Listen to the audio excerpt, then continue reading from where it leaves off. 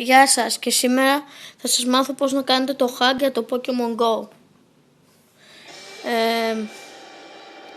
Πρώτα πάτε στο Safari και γράφετε iosm.us. Περιμένετε όπως λέει. Μπαίνετε εδώ και πατάτε download on your iDevice.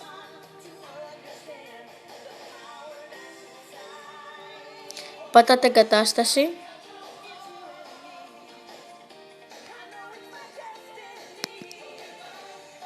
Και να το.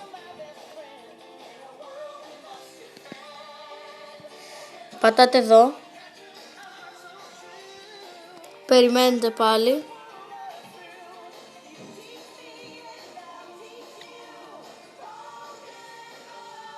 Άμα δεν σας μπαίνει εδώ, πατάτε refresh. Περιμένετε.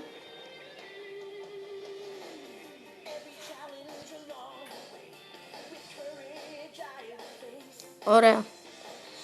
Πατάτε στο Pokemon Go. Πατάτε install.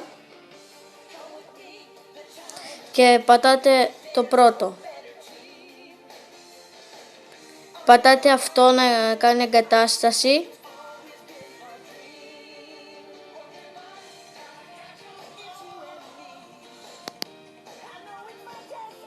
Και όπως βλέπετε φορτώνει αυτό. Πρέπει να έχετε αυτό εδώ πέρα που λέει φόρτωση για να κατεβάσετε το Pokemon Go με το hack. Μετά πηγαίνετε στο Pokemon Go και πατήστε το δεύτερο. Πατήστε το δεύτερο.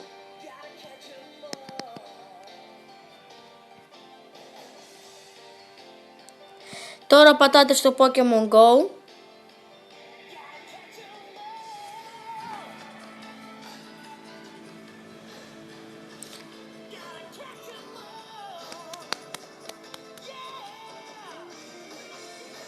Περιμένετε λίγο, γιατί εγώ δεν έχω και πολύ καλό ίντερνετ εδώ. Και όπως βλέπετε, έχει εδώ πάνω το home, το teleport, το walk και το search. Όπως βλέπετε.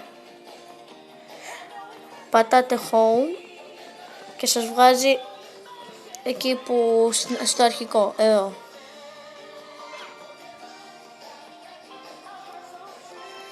Αυτό ήταν το hack για το Pokemon Go. Γεια σας.